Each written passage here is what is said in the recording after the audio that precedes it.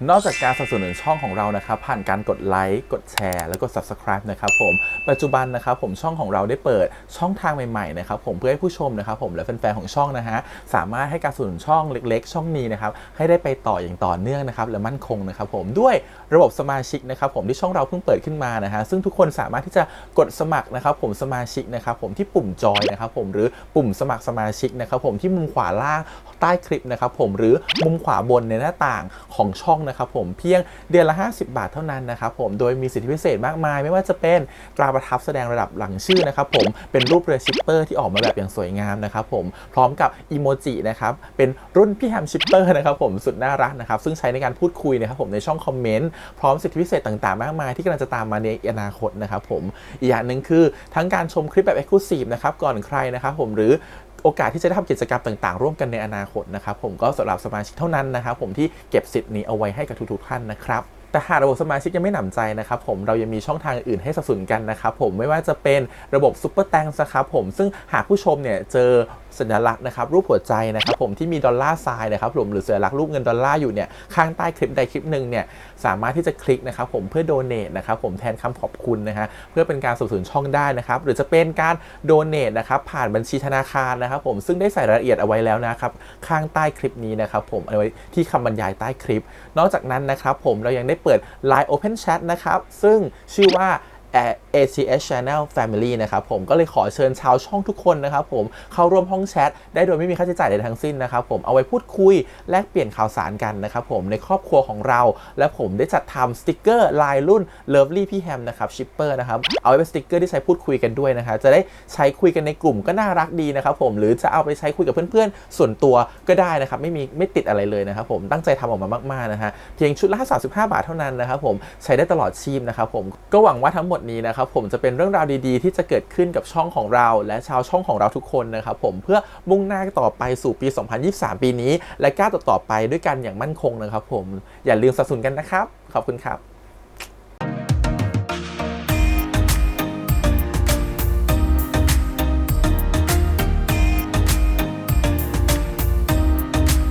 สวัสดีครับยินดีต้อนรับสู่ช่อง ATS Channel นะครับกับพวกการการ reaction นะผมวันนี้อยู่พี่แฮมนะฮะการทำซีรีส์เรื่อง Pit Babe The Series นะครับผม EP ที่4นะครับผมมาต่อกันเนาะเรื่องราวกำลังเข้มข้นเลยว่า Pit Babe EP ก่อนนี้แพ้นะครับเป็นอันดับ2นะครับผมเพราะว่ามันไม่มีสมาธิมันไม่รู้ว่าจริงๆแล้วเนี่ยตกลงแล้วเนี่ยชาลีเป็นอะไรกับเขาตอนนี้ชาลีทำอะไรอยู่ตอนนี้ชาลีเป็นใครกันแน่ตอนนี้มันสับสนไปหมดนะครับผมแล้วก็เหมือนโดนหลอกก็ทำให้ตัวเองไม่มีสมาธิในการแข่งขันเดี๋ยวดูซิว่า EP นี้จะเป็นยังไงจะมีสมาธิมากขึ้นไหมหรือว่าจะยิ่งแย่ลงกว่าเดิมเหมือนจะแย่ลงกว่าเดิมด้วยนะ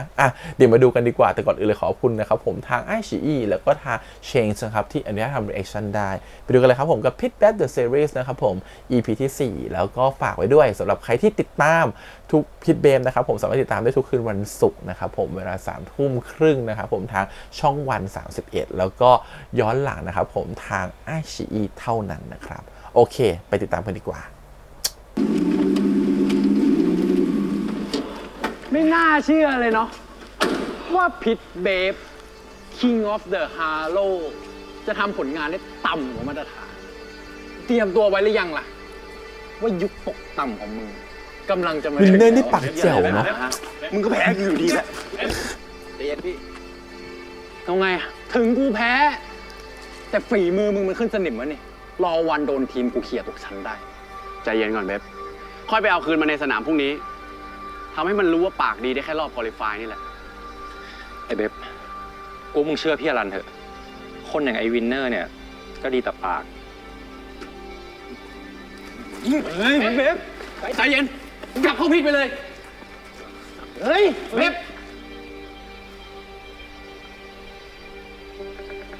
มองเฮี้ยอะไรอะจะเอาอีกคนหนึ่งเหรอทำไมอยากย่อเย้ยกูเหรอมึงอ่อนข้อให้พวกกูในรอบควอลิฟายเนี่ยเหรอดูถูกกันไปมั้งกูไม่ได้อ่อนข้อรอบจริงมึงเจอกูแน่หรอกูก็หวังว่าอย่างนั้นนะถ้าไม่อย่างนั้นน่ะมึงคงทำกูเสียความตั้งใจที่อยากชนะมึงอย่างสมศักดิ์ศรีว่ะไอ้วินเนอร์ก็เห่าไปเล่นเหมือนหมาบ้าแต่กูไม่ใช่กูสายย้ายข้ามน้ำข้ามประเทศมาเพื่อเล่นสนุกกับมึงถ้ามึงกากแบบเนี้ยกูก็เหยียบมึงขึ้นไปง่ายๆหมดสนุกกูพอดีมึงไม่ต้องกลัวหรอก เดี๋ยวมึงได้สนุกแน่ เชิญมึงพยายามต่อไปเถอะไอ้คิม ดี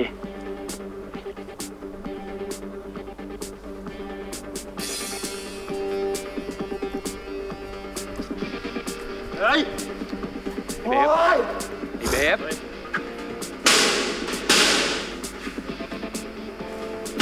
ไม่ต้องแข่งรถต่อมือแหกจ้ะ ออกไปกูไม่อยากเห็นหน้ามึง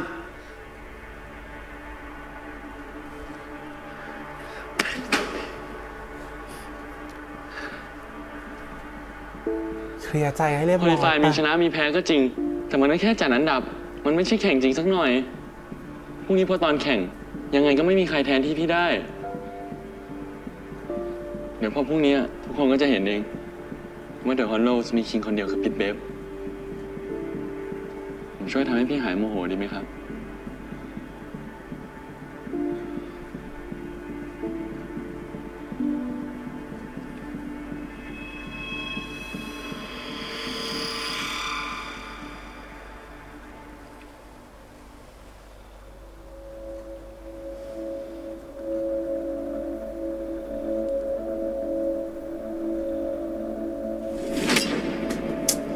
เคลียร์ใจให้เรียบร้อยกันเถอะปะไปคุยกันให้เรียบร้อยปะโอ้ยดูแล้วหงิดหงุด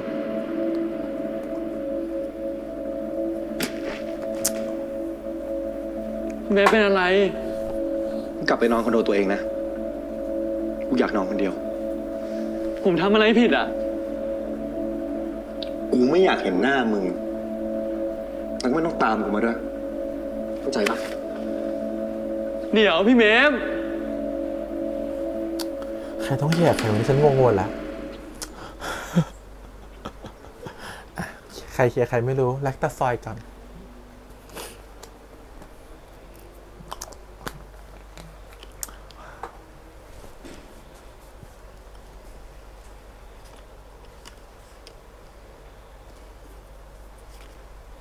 พี่อรันยังไม่กลับอ่ะพี่ เดี๋ยวรอเด็กเก็บของก็กลับแล้ว ช่วงนี้ไอ้เบฟมันมีเรื่องเครียดอะไรป่าวะ มึงพอรู้ปะ ก็น่าจะเรื่องไอ้ชาลีเด็กมันนั่นแหละ ชาลีอะเหรอ ไม่รู้อ่ะพี่ ผมรู้สึกไม่ถูกชะตากับเด็กไอ้เบบคนนี้เลยอะไม่รู้ทำไมมันถึงให้ความสำคัญจัง นี่ผมยังไม่เคยเห็นมันเก็บเรื่องเด็กคนไหนมาคิดมากแบบนี้เลยนะ ท่าทางไอ้เบฟจะชอบเด็กคนนี้จริงๆนะเว้ย ปกติไอ้เบฟเนี่ย มันไม่เคยสนใจคู่ขามเลยนะ ก็ถ้าชอบแล้วเป็นแบบเนี้ยผมว่าก็เลิกกันไปเลยดีไหมคบกันไปก็เสียงาน แบบนี้แม่งไม่ดีกับไอ้เบบหรอก เอาหน้า มึงก็รู้ว่าเราบังคับอะไรมันไม่ได้อะ ก็พอรู้ไงพี่เลยต้องเป็นอยู่แบบเนี้ย เราเนี่ยตัวยุอืดอะ ยังไงช่วงนี้กูก็ฝากมึงดูมันหน่อยแล้วกัน ไม่ต้องห่วงพี่ยังไงผมก็ดูมันอยู่แล้ว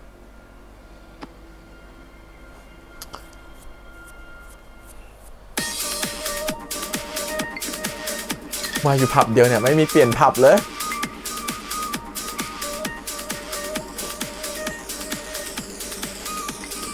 ขอโทษนะครับ คิดเบฟใช่ไหมครับ วันนี้มาฉายเดี่ยวเลยเหรอครับเนี่ย ถ้ากูจะมานั่งแดกเหล้าคนเดียวเนี่ยหนักหัวใครปะ เปล่าครับ ผมก็แค่กลัวพี่จะเหงาเฉยๆผมเนี่ยแฟนคลับพี่เลยนะครับ ดูแข่งขันพี่ทุกแมตช์ อยากดื่มมั้ยล่ะเดี๋ยวกูเลี้ยง ไม่เป็นไรครับ แต่ผมขอนั่งข้างๆพี่ได้ไหมครับ อยากนั่งก็นั่งดิ เกินแล้วเกินกว่านั่งแล้วเขาให้แค่นั่ง ไม่ได้ให้หอมคอ เหม็น มึงไม่ใช่สเปคกู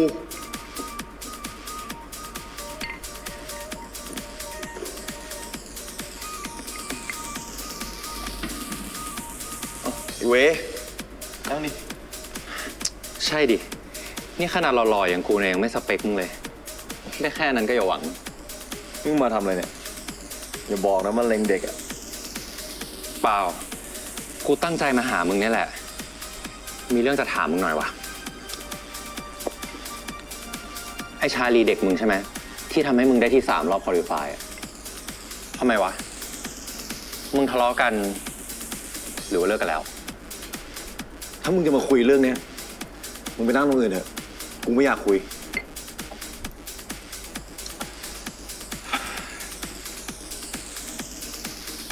บิวอะไรอีกฉันจะบิวอะไรเขาอีก งั้นมึงลองดูนี้หน่อย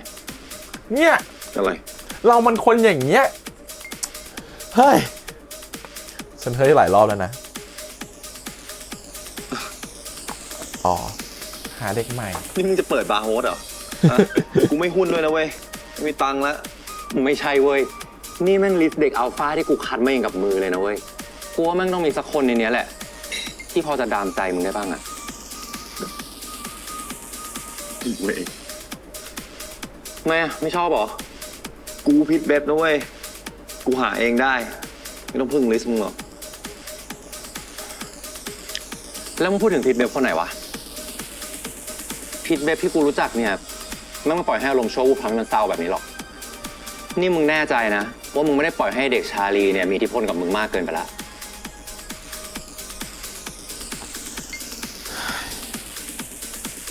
เธอเกลียดเขาเธอก็มาใส่ไฟเขาแหละ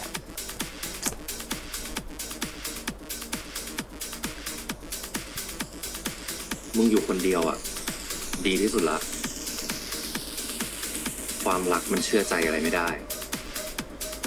มึงแค่กลับมาทำทุกอย่างให้เป็นเหมือนเดิมทำตามรูทีน เดี๋ยวอะไรมันก็ดีขึ้นเอง เมื่อก่อนตอนไม่มีมันเนี่ยมึงยังอยู่ได้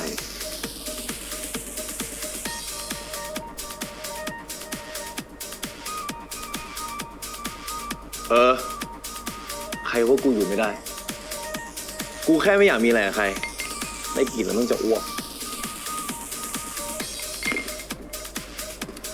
ไปเถอะ ไปทำให้มึงอารมณ์ดีขึ้นดีกว่า ไปไหน มาเถอะ เร็ว เอาจริงดิ ไปดิ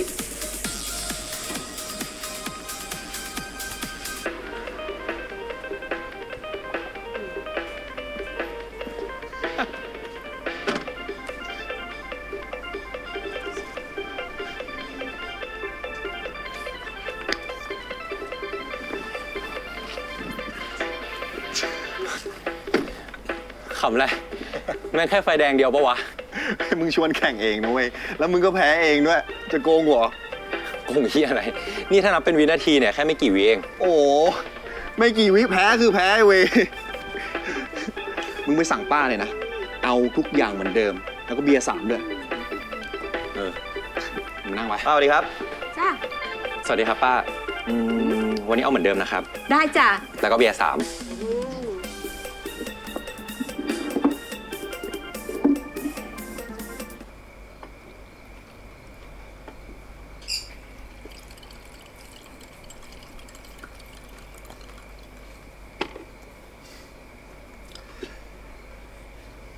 ผ่านไปกี่ปีเนี่ย ร้านนี้ก็ยังเหมือนเดิม ก็จริงนะ บรรยากาศก็ยังเหมือนเดิม อาหารก็เหมือนเดิม นี่มึงกินจนจำเลขหน้าเมนูได้หมดแล้วเนี่ย เมื่อก่อนนี้เราก็ขับรถมากินที่นี่ได้ไงวะ ไก่ก็ไก่ ก็เมื่อก่อนเราไม่มีชื่อเสียงไง เป็นนักแข่งโนเนม มึงจะให้ผ่านเงินพี่อรันทุกวันไงต้องแบกท้องมากินที่เนี่ยแหละ เอาตรงนะเว้ย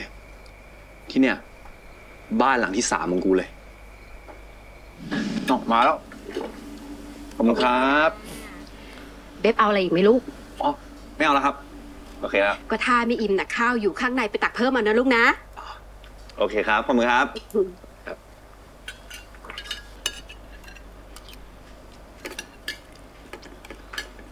เฮ้ย แบ่งไข่หน่อยดิไข่ดาวเหรอ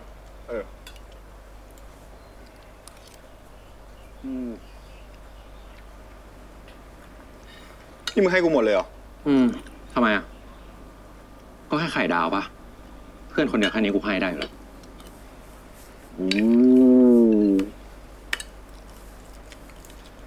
ขอบคุณครับ งั้นถ้ากูมีแฟนเนี่ย กูต้องให้มึงด้วยปะ นี่มึงบ้าปะ พูดไปเรื่อยมึงอะ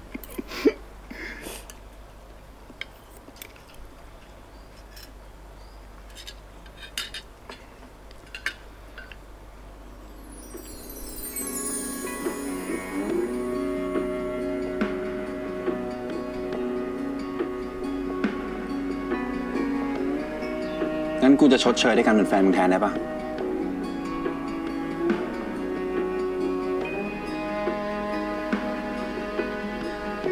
แกล้งเหรอ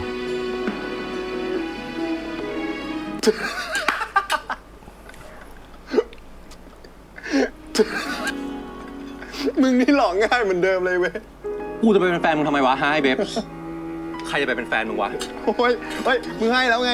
หวายหวายไข่แดงอยู่นี่จ้า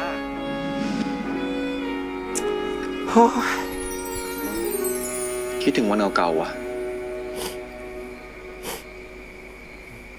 พวกเราแม่งก็ผ่านอะไรมาเยอะเหมือนกันนะ คิดแล้วแก่ก็จริงนะ แต่กูเนี่ยยังจำวันแรกที่ซ้อมได้อยู่เลย กูนี่ตื่นเต้นจนขาสั่นมึงแม่งขับนำไปนู่นแล้ว แม่งก็จะตามทันเนี่ยชิบหาย ตอนนั้นชีวิตพวกเราไม่มีเงินก็จริงนะเว้ย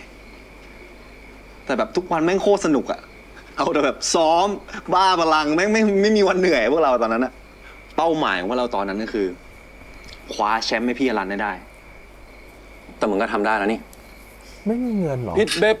King of the Halo แสดงว่าเวย์ไม่ได้เป็นคนรวยอยู่แล้วเหรออ่ะฉันเริ่มงงแล้วฉันว่าเวย์เป็นคนรวยไปอู่ให้กับว่าที่เก็บรถ แต่ ให้ มัน กับ ก็มีช่วงหนึ่งอะ พิทเบฟ ที่กูกลัวความแพ้จนอยากหนีไปเลย แต่ก็มีมึงนี่แหละ คอยเข็นกูมาตลอด ถ้าไม่มีมึงในวันนั้นนะ ก็ไม่มีหรอกพิทเบฟในวันนี้ แต่วันนั้นมึงดูมีความสุขมากกว่านี้นะเบบ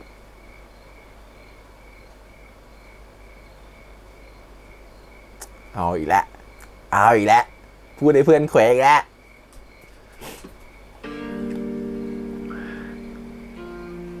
กูไม่รู้หรอกนะเว้ยว่าตอนนี้มึงมีเรื่องเครียดอะไรอยู่อะแต่กูอยากให้มึงกลับมาสนุกกับการแข่งรถเหมือนเดิม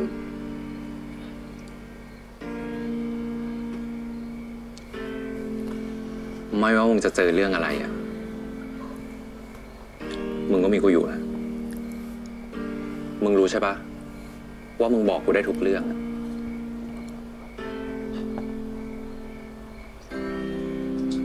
อะ ขอบคุณมึงนะไอ้เว ยังไงมึงก็เป็นเพื่อนสนิทที่สุดของกูตลอดไป แล้วก็หวังว่าพวกเราจะเป็นอย่างนั้นตลอดไปนะ เป็นได้แค่เพื่อ ไม่ น ว่าอะไร ส จะเกิ นิ ด ท ขึ้นยังไงกูก็อยู่ข้างมึงอยู่แล้ว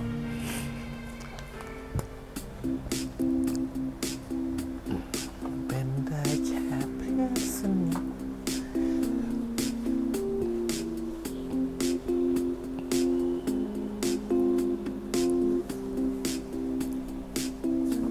ได้ผลวะไม่มันเลย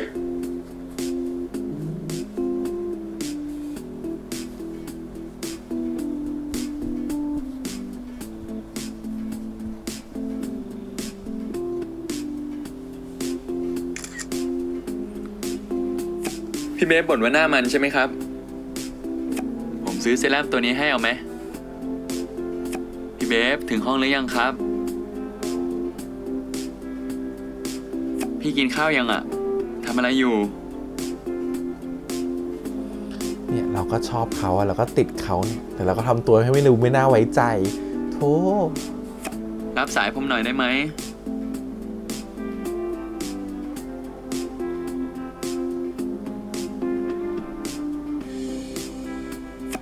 ผมว่าพี่ไม่พอใจอะไรผมอยู่แน่ๆอะ ประโยชน์นี้ควรเป็น5:01 นาทีได้แล้ว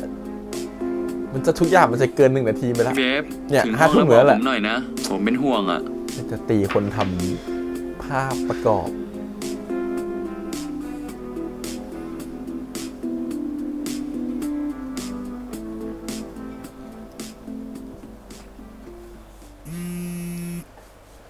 ไม่ใช่ ไม่ใช่ ฮัลโหลพี่เบฟ กำลังรอสายใครอยู่เหรอ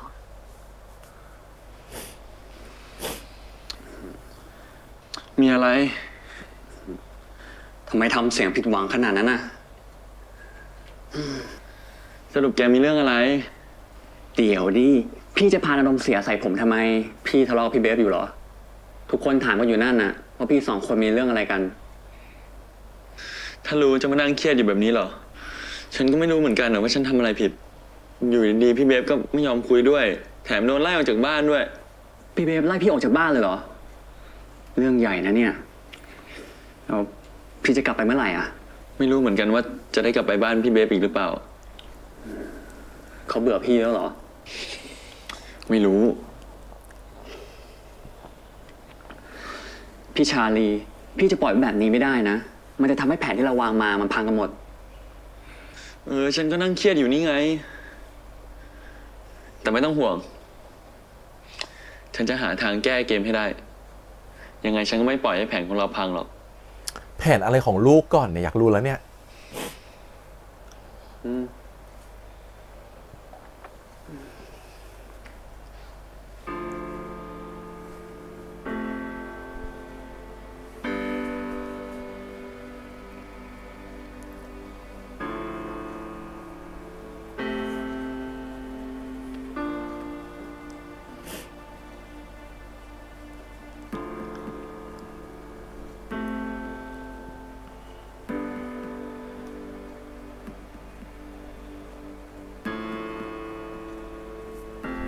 เข้าใจทำบ้านเนาะมันเอาบ้านเก่าๆมา ทุบๆๆๆให้มันดูเป็นแบบว่าดีไซน์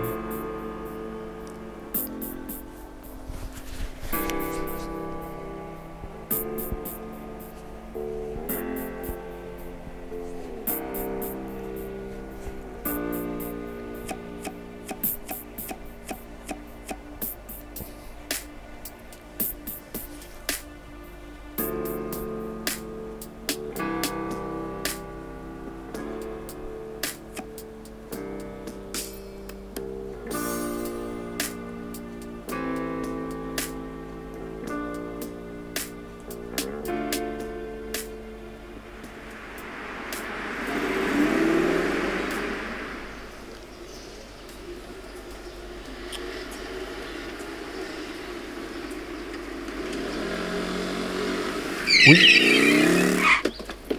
มึงขับรถที่อะไรของมึงเนี่ย โดนดักแกล้งแล้วแหละ เ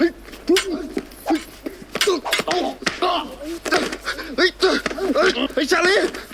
พี่แมน ชาลี ชาลีระวัง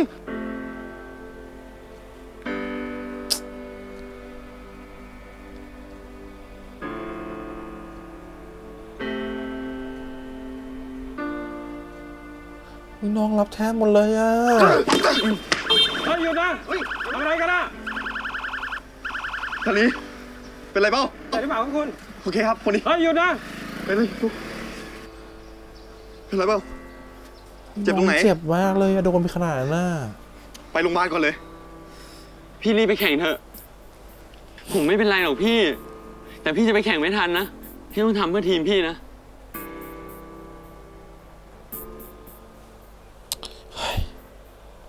โอเคนะพี่ โอเคนะไม่ได้เรียบร้อยหมดแหละไอ้เบฟทำไมเพิ่งมาวะ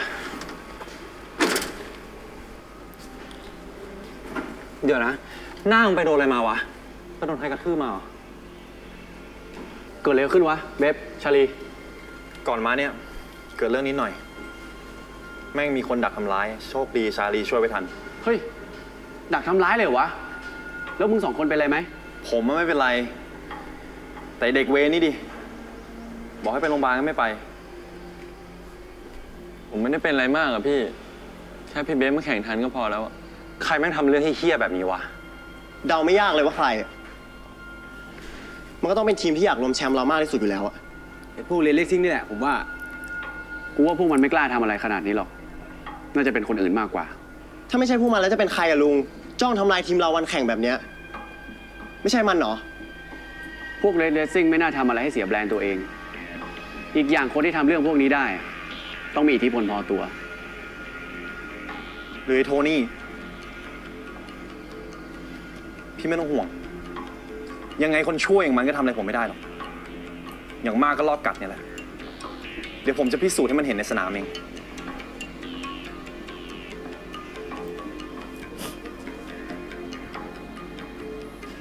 ไป ทำแผลก่อนไหม เตรียมตัว นะน้องทำแผลก่อนไหมชาลีอะ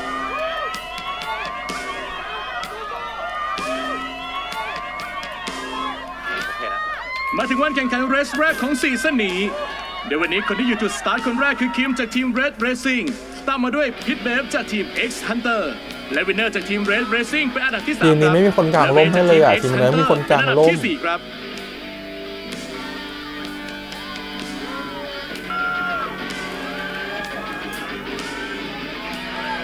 วันนี้คุณโทนี่ประธาน UAC ขอบสปอนเซอร์รายใหญ่จาก Red Racing มาชมอยู่ด้วยนะครับ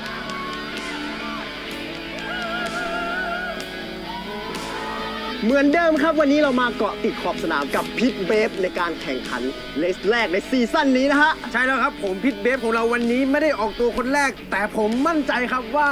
สิทธิพี่ปรมาจารย์พิทเบฟของผมเนี่ยยังไงก็ชนะแน่นอนครับผม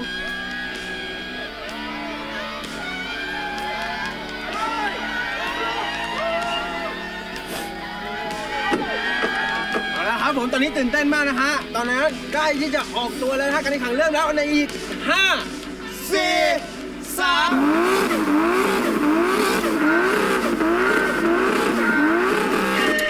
แล้ว EP ก่อนเราดูตัวอย่างมันมีแบบรถหมุนติ้วด้วยอ่ะจะเป็นวันนี้หรือเปล่า นี่ครับติดตามมันต่อเลยนะฮะตรงนี้ตอนนี้นะครับอย่างที่บอกนะครับผมพี่เบฟเราออกตัวไม่ได้ออกตัวคนแรก ตอนนี้ที่ 1คือคิมอยู่นะฮะเดี๋ยวมาดูว่าพี่เบฟของเราจะขึ้นนำได้หรือเปล่า ออกสตาร์ทไปแล้วครับตอนนี้คิมนำเป็นอันดับที่ 1 ตามด้วยพิทเบฟเป็นอันดับที่ 2 ตอนนี้พิทเบฟพยายามหาช่องที่จะขึ้นนำคิมอยู่นะครับแต่ว่ายังไม่สำเร็จผ่านโค้งแรกไปแล้วพิทเบฟพยายามไล่บีคิมตอนนี้อันดับที่ 1ยังคงเป็นคิมตามด้วยพิทเบฟแล้วก็วินเนอร์และเวย์เป็นอันดับที่ 3 และ 4 ตามลำดับครับ มันเล่นแบบนี้เนี่ยตั้งใจจะเก็บเบฟให้ได้เลยนี่หว่า ยังคงคู่ขี้กันอยู่พิทเบฟพยายามแซงแต่ว่าดูเหมือนว่าทางทีม Red Racing โดยคิมยังทำไปได้ดี เบฟโดนลุมแบบนี้เลเดซึ่งได้ที่ 1แน่ไม่โดนลุมหรอกทีมเราก็มีเวย์อยู่ไง ทางด้านของเวย์ก็ดูเหมือนว่าพยายามช่วยกันวินเนอร์นะครับ ตอนนี้วินเนอร์และเวย์เบียดคู่กันมา ตอนนี้เวย์ฉีกแซงวินเนอร์ขึ้นไปแล้วนะครับ ตอนนี้เวย์ขึ้นมาเป็นอันดับที่ 3 ประกบบังให้พิทเบฟ ตอนนี้พิทเบฟเร่งขึ้นแซงคิมไปแล้วครับ ตอนนี้พิทเบฟขึ้นนำเป็นอันดับที่ 1 ตามมาด้วยคิมเป็นอันดับที่ 2 ตามมาด้วยเวย์และวินเนอร์ครับ ดีเบฟดี พิทเบฟยังคงนำอยู่ตามด้วยคิม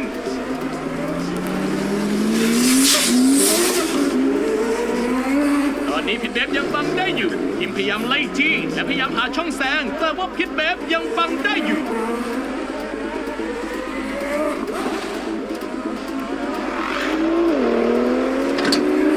พิทเบฟแรงจริงๆครับ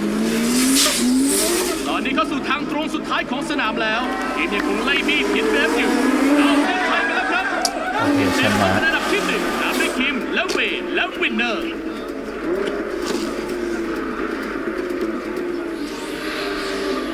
แต่ที่รถหมุนติ้วๆอ่ะจะว่าวันอื่น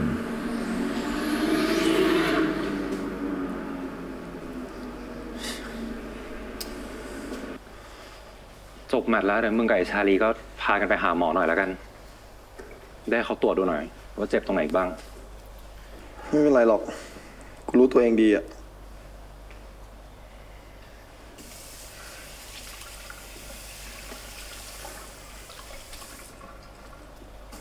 บาดเจ็บก่อนแข่งเนี่ยเหรอ นี่มึงยังสงสัยกับเรื่องนี้เหรอวะทั้งที่ก็น่าจะรู้อยู่แล้วป่ะว่าเป็นฝีมือใครอ่ะ ใคร ก็ถ้าไอ้เบฟมันมาแข่งไม่ได้เนี่ย มึงคิดว่าผลประโยชน์จะตกอยู่กับทีมไหนอะฮะ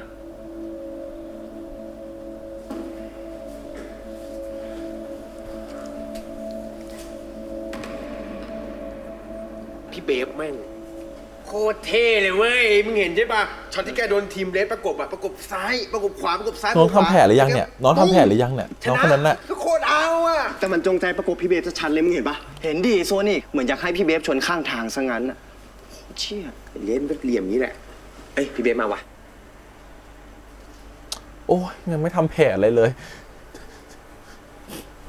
จะติดเชื้อไหมนะ เรายังต้องเจอมันอีกหลายเลสกูว่ามันต้องหาเรื่องทำอะไรสกปรกอีกแน่พวกเราก็ระวังตัวกันไว้แล้วกัน โดยเฉพาะมึงไอ้เบฟถ้าเป็นฝีมือป่ามึงจริงๆเนี่ย ผมจะยอมมันแค่วันนี้เป็นวันสุดท้าย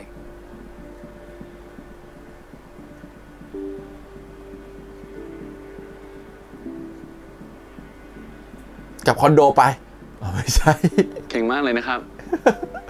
ผมบอกแล้วไง ยังไงคิงของสนามมันต้องเป็นพี่อ่ะ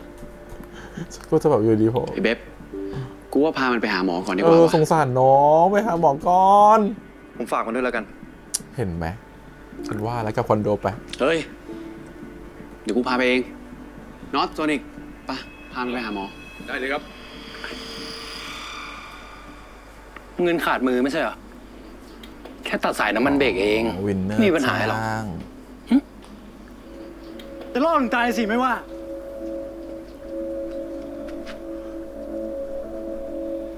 มึงเสือกอะไรวะ กูบอกมึงแล้วใช่ไหมว่าอย่าใช้แผนรอบกัดกับนักแข่งทีมอื่น โดยเฉพาะกับเบฟมึงทำอะไรสะอาดๆไม่เป็นหรอวะ ส่งคนไปดักทำร้ายเบฟก่อนแข่งทำไม แบบนั้นถ้ากูชนะขึ้นมา มันจะมีความหมายเลยวะ มันไม่ใช่กูป่ะ กูอยากทำร้ายมันก็จริงเว้ย แต่กูไม่ได้ส่งใครไปดักมันก่อนแข่งป่ะ แล้วใครอ่ะ โกหกถ้าไม่ใช่มึงอะแล้วจะใครวะ คนปากดีอย่างแม่งอะศัตรูเยอะจะตาย มึงก็คิดบ้างดิวะ ก็มีคนอื่นที่อยากจะเก็บแม่งเหมือนกันอะมึงเลิกจับดิ หรือจะเป็นชาลีจ้างเองเหรอ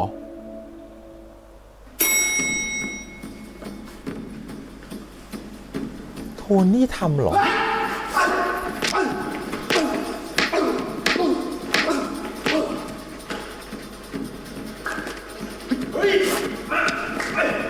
พอได้แล้ว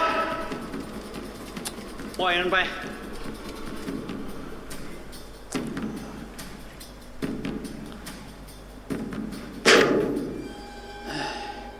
กลับมาบ้านได้สักทีนะ แกเที่ยวเล่นพอแล้วเหรอฮะ ที่นี่ไม่ใช่บ้านกู และกูจะไม่กลับมาอยู่ที่นี่ แกนี่หัวแข็งไม่เปลี่ยนเลยนะ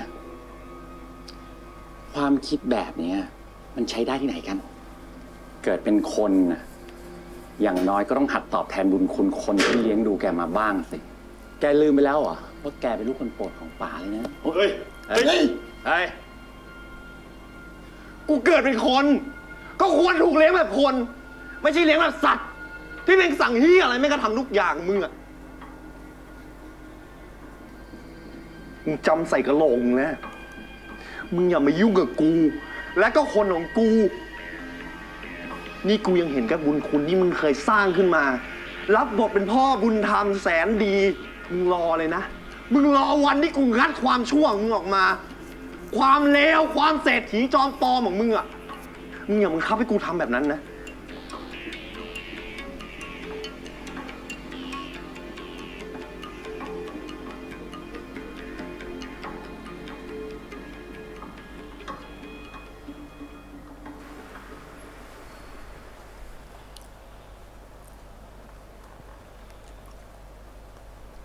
ใครจ้าง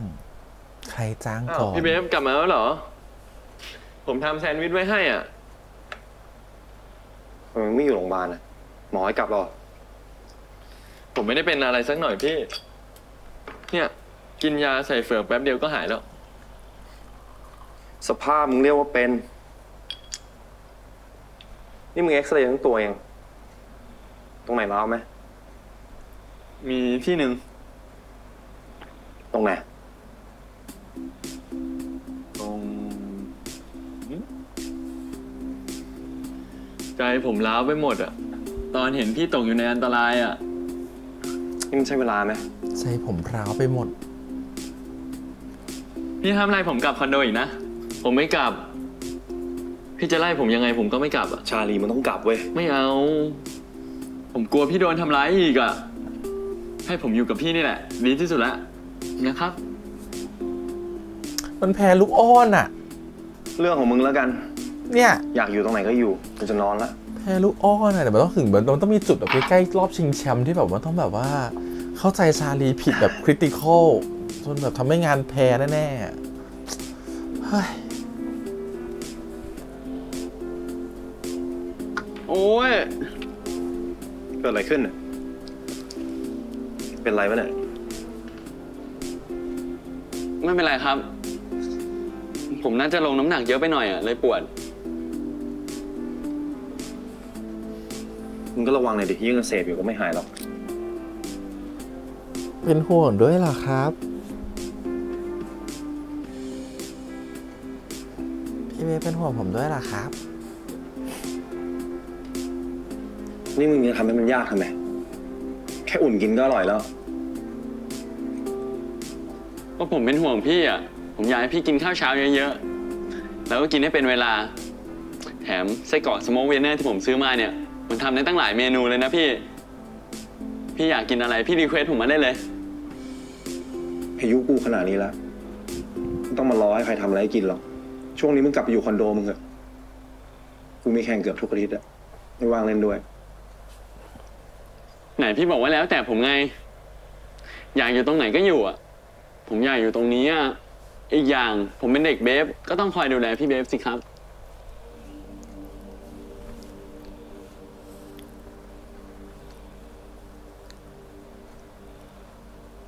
ดีลที่เราตกลงกันไว้อะมึงอยากได้รถไปซ้อมออดิชั่นใช่ปะได้เดี๋ยวกูโทรบอกไอเวย์ให้ มึงไปเอาที่อู่ได้เลย จบนะ เฮ้ย เดี๋ยวดิพี่เบฟจบอะไรอ่ะ ก็เรื่องของพวกเราไง จบสักทีกูว่าแบบนี้มันคงดีกว่าสำหรับพวกเราสองคน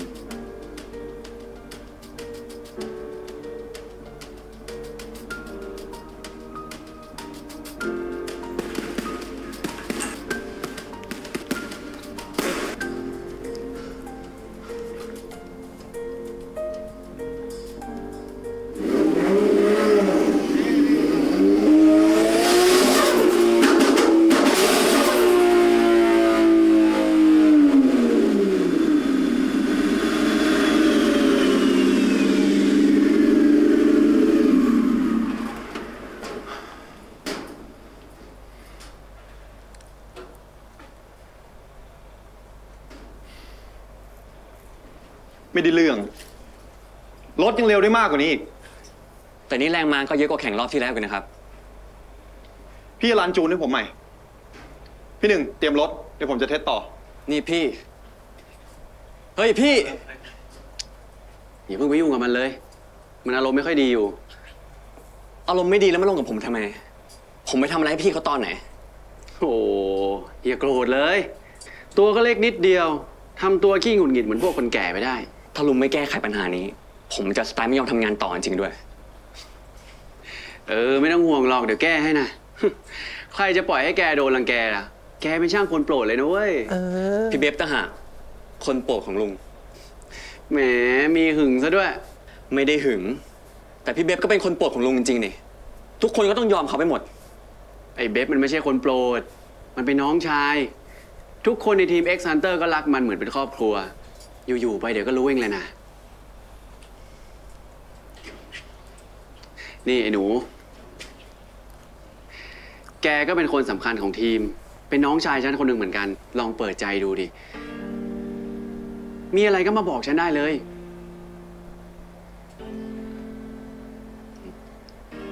ไม่เป็นไรดีกว่า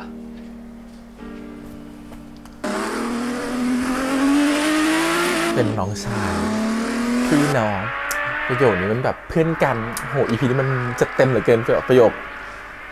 แค่เส้นบางๆ ลุง ผมซ้อมกับพี่เบฟไม่ไหวแล้วว่ะ ถึงจะเป็นแค่เครื่องซิมูเลเตอร์ก็เหอะทำอะไรสักอย่างอะลุง จริงลุง เมื่อก่อนอ่ะ พี่เบฟก็จริงจังกับการแข่งแล้วนะ แต่มาตอนนี้คูณร้อยเข้าไปเลย ขนาดผมมาซ้อมหนักทุกวัน ยังเป็นคู่ซ้อมให้ไม่ไหวเลย ปล่อยไว้แบบนี้มันจะดีเหรอ เดี๋ยวกูคุยกับมันให้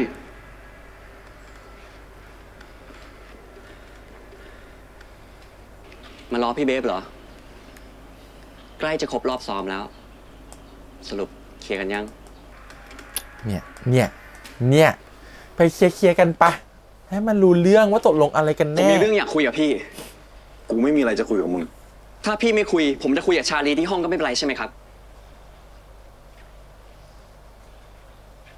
ที่พี่กำลังไม่พอใจผมเรื่องชาลีอ่ะ พี่กำลังเข้าใจผิดอยู่นะครับ ผมกับชาลีไม่มีทางคบกันในแง่นั้นได้หรอก พี่วางใจได้เลย ก็ไม่ได้เกี่ยวกับกูปะมึงจะมาบอกกูทำไมเฮียอะไร ถ้าเป็นเพราะเรื่องนี้ที่ทำให้พี่ทะเลาะกันน่ะ ผมก็อยากจะมายืนยันว่าไม่มีอะไรจริงๆเชื่อผม กูไม่ได้อยากฟังเรื่องนี้ ไปให้พ้นหน้ากูเลย อุ้ยน้องอัลฟาแบบสัมภาษณ์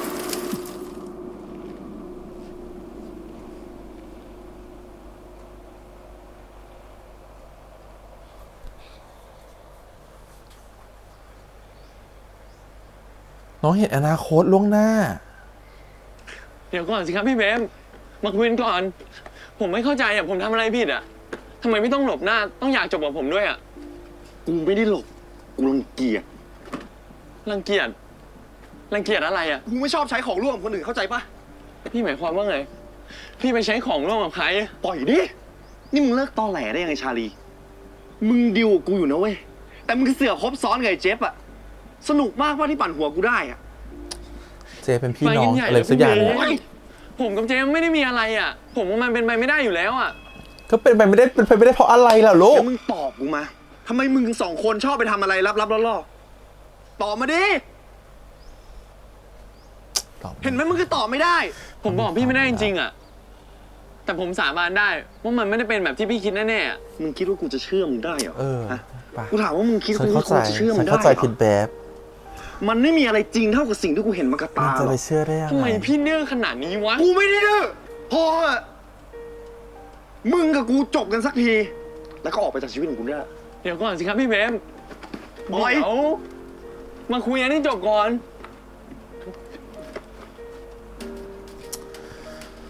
พี่เบมพี่ พี่เบมมาคุยกันก่อนได้ไหม เธอต้องเข้าใจนะ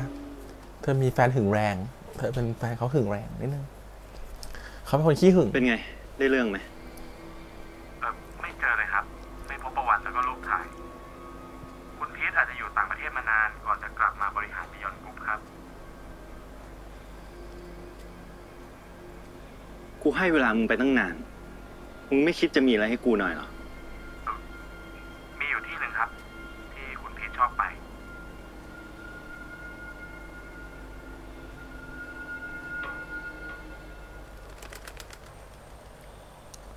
พีทกับเคนตะ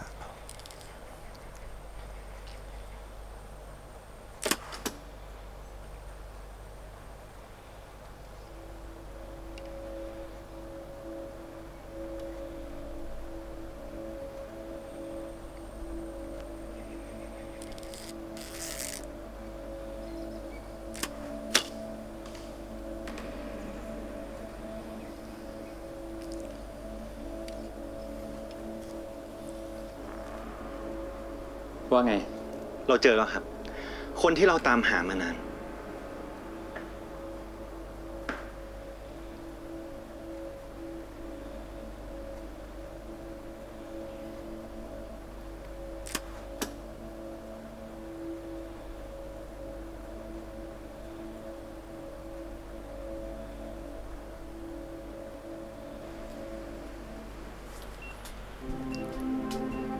คนที่ตามหามานานโอ้ยความลับเยอะเรื่องนี้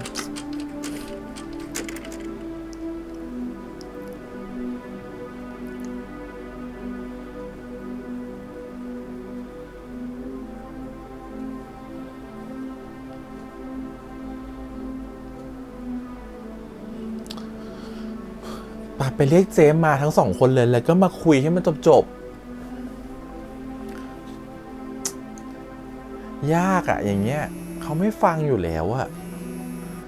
บอกว่าสถานะอะไรก็สถานะพูดก็พูดไม่ได้ทำอะไรกันรอบๆมันก็ต้องบอกไม่ได้ อันนี้เข้าใจได้แต่แบบสถานะไงพี่น้อง อะไรก็ว่าไป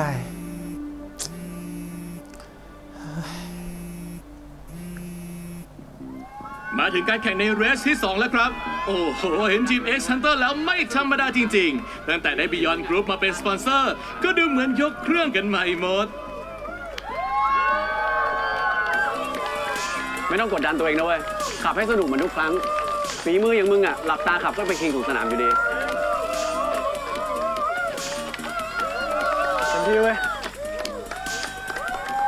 มึงไม่ต้องการใครเครียดแน่นะ ถ้าปวดหัวจนทนไม่ไหวเนี่ย ให้กูเรียก ไม่เป็นไรหรอกพี่ ยังไงผมก็ชนะมันอยู่ดี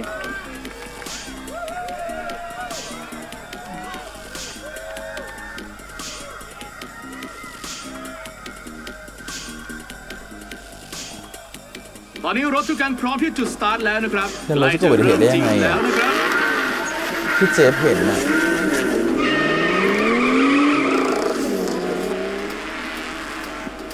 เนี่ยไอคิมกับพี่เบฟโคตรสูสีเลย เริ่มแล้วครับทุกคนคันแรกที่นำขึ้นมาไม่แปลกใจเลยพิทเบฟคิงของเรานั่นเองคันของเรฟเรซิ่งก็ตามมาติดๆนั่นคือวินเนอร์และคิมส่วนเวจาก X Hunter อยู่ในอันดับ 4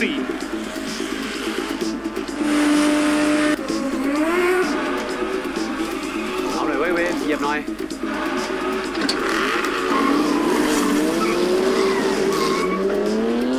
ตอนนี้เวเร่งแซงเบียดวินเนอร์มาได้สำเร็จแล้วครับกลุ่มผู้นำยังคงขับเคี่ยวกันอย่างดุเดือดครับ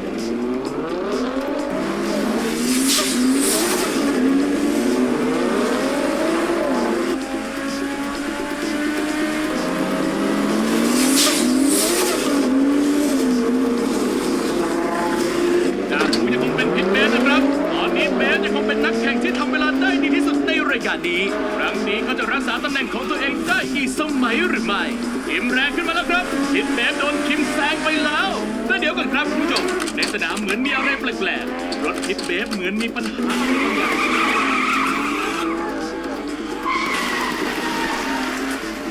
พี่รันรถไอเบฟเป็นไรอะพี่ เบฟเกิดอะไรขึ้นวะ เกิดอะไรขึ้นกับรถพี่เบฟพี่ ไม่รู้เหมือนกัน พยายามสื่อสารอยู่เนี่ย ไม่เป็นไรพี่รันเบาอยู่เอ้ยลุงปกติพี่เบฟไม่ขับแบบนี้นะเว้ย ถ้าแบบนี้ผมว่ารถมีปัญหาแล้ว ทีมเช็ครถนี้แล้วนะครับ ก่อนแข่งพี่เบฟก็มาเช็ครถด้วยตัวเองรอบหลังจากนั้นไม่มีใครแตะรถอีกเลย โอ้โหพิทเบฟกลับขึ้นมาแซงคิมได้อีกครั้งแล้วครับ เบฟ แต่ตอนนี้พิทเบฟเหมือนเสียการควบคุมรถ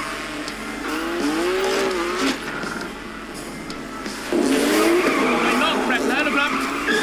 กลายเป็นคิมขึ้นเป็นอันดับที่ 1ตามมาด้วยวินเนอร์และเวรถของพิทเบฟยังคงจอดนิ่งตอนนี้รถพิทเบฟเกิดระเบิดขึ้นมาแล้วครับเหมือนพิทเบฟยังคงติดอยู่ในรถทุกคันไว้กลับโลกเห็นก่อนครับเจ้าหน้าที่สนามกำลังเร่งเข้าไปช่วยเหลือรถของพิทเบฟครับ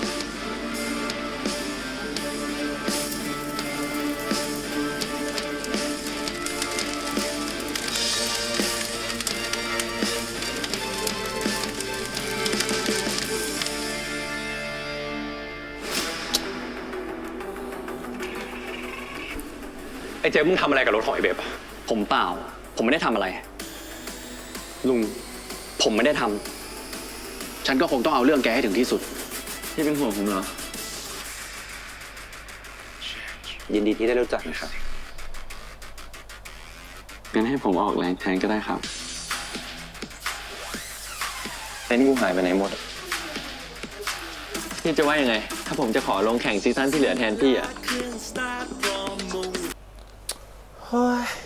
เป็นเรื่องที่แบบว่า ทุกตอนจะมีความน่าสงสัยเพิ่มขึ้นจนฉันจำไม่หมดแล้วนะ ที่ฉันต้องใช้สมุดจดหรือเปล่าคือมันมีเรื่องที่แบบว่าต้องสนใจเยอะมากครับ แต่เอาเป็นว่ามันมีเรื่องที่น่าสนใจเป็นท็อปิกไปละกัน สิ่งที่มันเป็นความที่ยังเราสงสัยกันอยู่น่าสนใจคือ 1. ชาลีกับเจฟมีอะไรกัน2คนนี้กำลังทำอะไรกันเราไม่รู้เลยแต่ถ้าให้คาดเดาอะนะครับผมคิดว่ามันต้องเป็นความแบบแค้นอะไรบางอย่างหนึ่งที่มีกับฝั่งของที่มีต่อพิทเบฟด้วย1แหละและ2คืออาจจะเป็นไปได้ว่าแต่เป็นเพียงพิทเบฟแต่มันไม่ใช่เป็นความแค้นที่ต้องเอาคืนให้พิทเบฟเป็นแบบถึงตายแน่นอนเพราะว่ายังไงชาลีอ่ะเราเชื่อว่าชาลีเขาหวังดีกับพิทเบฟเพราะฉะนั้นตัวของเพื่อนเขาก็น่าจะไปในทางเดียวกันนั่นคือเจฟก็คงไปในทางเดียวกันเพราะฉะนั้นกับพิทเบฟคงไม่ได้มีอะไรแต่พิทเบฟคงจะเป็นเครื่องมือสำคัญอะไรบางอย่างให้เขาสามารถที่จะเอาพิทเบฟเป็นเครื่องมือในการจัดการกับคนที่เขาต้องการจัดการซึ่งอาจจะเป็นโทนี่ก็ได้หรืออะไรก็ได้ซึ่งเราคิดว่าเป็นโทนี่นะเพราะอะไรรู้ไหมเพราะว่าเราคิดว่าตัวของชาลีแล้วก็ตัวของเจฟ2คนคือเด็กอัลฟาเหมือนกัน ที่มีสกิลแล้วอาจจะเคยโดนหรือมีคดีกับทางโทนี่เหมือนกันโทนี่เคยทำลายให้บ้าน2บ้านเนี่ยเหมือนกับทำวิธีเดียวกับที่ทำกับพิทเบฟอะครับก็คือทำให้2บ้านนี้ล้มละลายแล้วก็เอาตัวเด็กมานะครับผมแต่คิดว่าชาลีกับตัวชาลีกับตัวเจฟเนี่ยหนีออกมาได้หรืออะไรก็ตามที่เหมือนว่าไม่เข้าไปอยู่ในองค์กรหรือเข้าไปอยู่ในบ้านของโทนี่แต่ก็จะมีความแค้นอยู่ที่ทำลายครอบครัวฉันก็เลยร่วมมือกันแต่2คนเนี่ยมันเป็นความสัมพันธ์แบบไหนเนี่ยไม่แน่ใจแต่คือเขาอยากจะพูดว่ามันไม่ทำเป็นแบบนั้นได้อยู่แล้วนะครับผมก็เลยความไม่ทำเป็นแบบนั้นอยู่แล้วมันมีความเป็นพี่น้องอยู่หรือเปล่าหรือเป็นพี่น้องร่วมสาบานหรือเป็นพี่น้องที่แบบลูกพี่ลูกน้องเนี่ยเราไม่แน่ใจแต่2คนเนี่ยสิ่งที่ยังไม่เฉลยคือชาลีมีความสัมพันธ์หรือเปล่ายังไม่รู้แต่เราคิดว่ามีแน่ๆเลยเพราะว่าเจฟมีแล้วจับสัมผัสปุ๊บแล้วเห็นอนาคตคืออัลฟารูปแบบหนึ่งมีความสามารถหรือว่า2คนเนี่ยไม่ธรรมดามีความสามารถแน่นอนเพราะสุดท้ายเดอะชาลีจะเป็นคนไปแข่งรถด้วยถูกปะเขาก็จะเป็นสกิลอะไรบางอย่างเหมือนกันแหละที่มันทำให้เขามันเสริมเขางั้นตรงนี้เราว่า2คนเนี่ยค่อนข้างจะชัดประมาณนึงแล้วแหละคิดว่าคงจะมีคดีอะไรกับโทนี่เพราะโทนี่เขาเป็นเหมือนกับคนที่คอยตามล่าหาอัลฟาที่มีความสามารถพิเศษถูกปะเพราะฉะนั้น2คนเนี่ยมีประเด็นกับทางคุณโทนี่แน่นอนทีนี้รถที่มันพังใน EP นี้ใครเป็นคนทำเนี่ยสิในเมื่อชาลีมันไม่ทำอยู่แล้วแต่เจฟเขาตรวจรถดูอย่างดีแล้วเรารู้สึกว่าเจฟก็น่าจะไม่ได้ทำเหมือนกันแต่ใครที่เป็นแบบว่าคนที่จัดการทำให้รถมันเป็นแบบเนี้ยเราว่าไม่รู้เลยคือมันแบบเพราะเจฟบอกเขาตรวจรถดีแล้วเนาะหลังจากนั้นก็ไม่มีใครมายุ่งอีกมันไม่รู้ว่าใครเนี่ยสิที่มายุ่งกับรถจนทำให้ตัวของพิทเบฟบาดเจ็บไปถึง EP หน้าแต่ตัวของเจฟต้องโดนลงโทษด้วยนะสิโอ้ยสงสารนะคู่ลุงกับเจฟเนี่ยคือแบบไม่อยากให้เจฟโดนลงโทษเจฟไม่ได้ทำผิดแต่ไม่รู้ว่ามันเกิดขึ้นได้ยังไงทำไมรถถึงเป็นแบบนั้นแต่ที่น่าสนใจคือเจฟไม่ยอมเปิดเผยตัวเองว่าตัวเองมีพลังเจฟก็เลยไม่กล้าเตือนออกไปว่าจะเกิดเรื่องนะฮะเจฟเลยพยายามจะดูทุกอย่างให้มันละเอียดที่สุดเราจะเห็นว่าเจฟพยายามจะเช็คทุกอย่างนาทีสุดท้ายเลยก่อนที่จะออกมาแต่มันก็ยังเกิดเรื่องได้นะครับผมเลยไม่รู้ว่าไปเกิดเรื่องอีท่าไหนหรืออีตอนไหนที่ทำให้มันเกิดแบบนั้นขึ้นอันเนี้ยก็อีก2ประเด็นและที่แบบว่ายังน่าสงสัยอยู่3เพิ่มมาอีกพีทนะครับผมพีทเป็นใครทำไมทุกคนถึงให้ความสนใจทำไมถึงตัวของโทนี่กับเคนตะต้องไปตามสืบมาว่าเป็นใครกันแน่แล้วพอเคนตะมาเจอบอกว่าผมเจอตัวแล้วครับแล้วก็เดินกลับไปเลยโดยที่บอกว่าไม่บอกว่ายืนรอดูหรืออะไรเลยนะแสดงว่าพีทคือใครสักคนหนึ่งที่คุณตัวเคนตะเองหรือตัวของคุณโทนี่ไม่รู้ว่าเขาคือใครมันเลยเหมือนกับว่าเหมือนเป็นคนนิรนามเลยอยากจะรู้ว่าเป็นใครกันแน่เพราะฉะนั้นเคนตะเลยเป็นอีกตัวละครหนึ่งที่น่าสนใจนะครับผมที่ว่าเขาเข้ามาทำไมมีอิทธิพลอะไรและเป็นใครกันแน่แต่ยิงธนูแบบชอบความยิงธนูมากยิงแบบเป้าเข้าตลอดโอเคก็นี่แค่อีกเรื่องหนึ่งที่น่าสนใจว่าตกลงยังไงเพราะว่าอีพีหน้าเราจะเห็นการที่พีทมาเจอกับตัวเวย์แล้วมีการพูดคุยกันอะไรแบบนี้ซึ่งดูจะเป็นบุคคลสำคัญคนหนึ่งเหมือนกัน